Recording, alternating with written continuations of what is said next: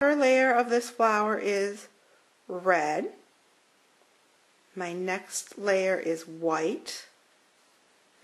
And my next layer is going to be black. Then again, I'm going to layer red, white, and then I'm going to use a black brad in the center. So I grouped all my red items together, I grouped all my white items together, and then my black item is over here. So when I load my mat, I can load the paper and do it in one cut.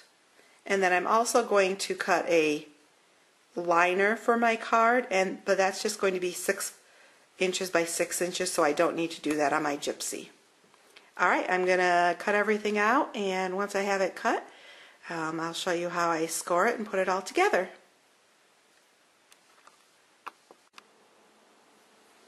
Alright, now that I have everything cut out, I'm going to score my paper at 3 1/4 inches and 6 1/2 inches.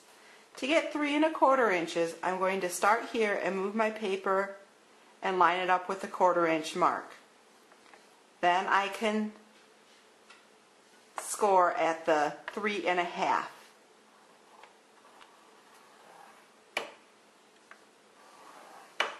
I move my paper back to the corner and I score at 6 1/2.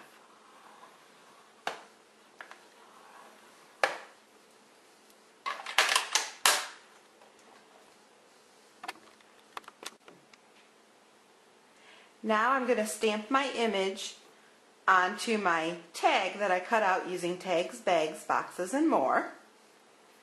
I already stamped my image on the Stamp-A-Ma-Jig image sheet, and I'll get that lined up right where I want it.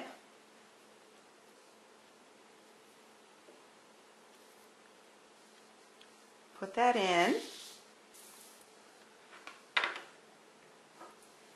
Ink up my stamp.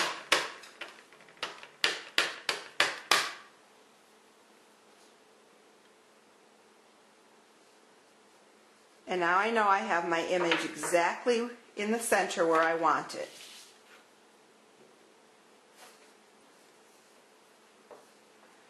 I'm going to use a little bit of score tape on the back to attach my top layer to the red layer.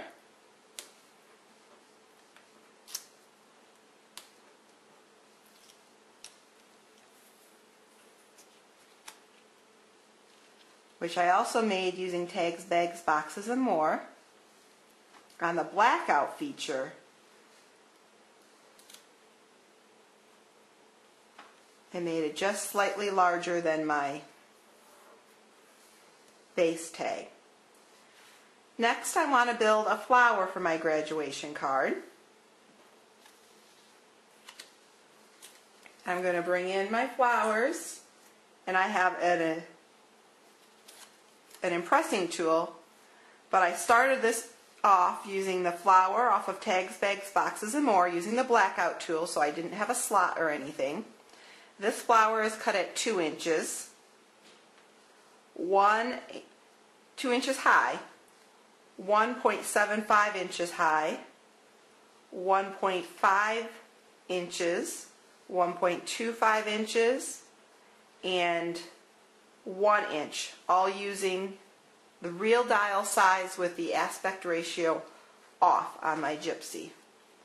So then I just take my flowers and I'm just going to go in, and I want the petals curved up just a little bit to give my flower a little bit of depth and dimension. And I'm going to do that to each layer. I'm using the red, white, and black because this graduation card is going to be given to a graduate of the high school at our school system, which we are the Vikings, and our colors are red, black, and white. I really like the idea of this quick and simple money holder. The base card is so simple and easy, and you can add whatever embellishments you'd like to make it more feminine or more masculine. You should notice I'm just quickly going through and just adding a little bit of dimension to each of these flowers. Then I'm going to stack my flowers.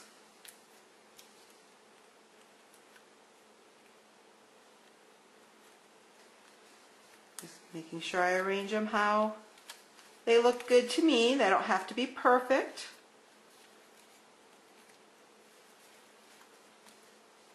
I think I want that one offset.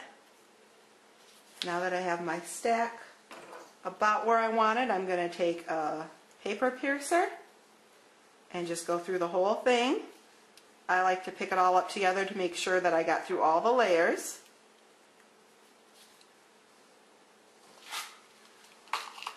Next, I want to grab a little black brad.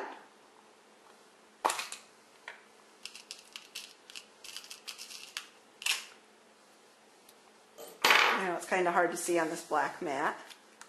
I just stick the brad through the center.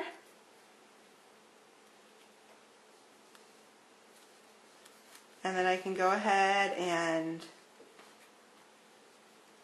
play with my flowers a little bit. I got that a little off center, so I'll just curl this side up a little bit more. It's not perfectly centered, but that's the beauty of a homemade card. It adds that little bit of personality. And no flower that in nature is perfect either.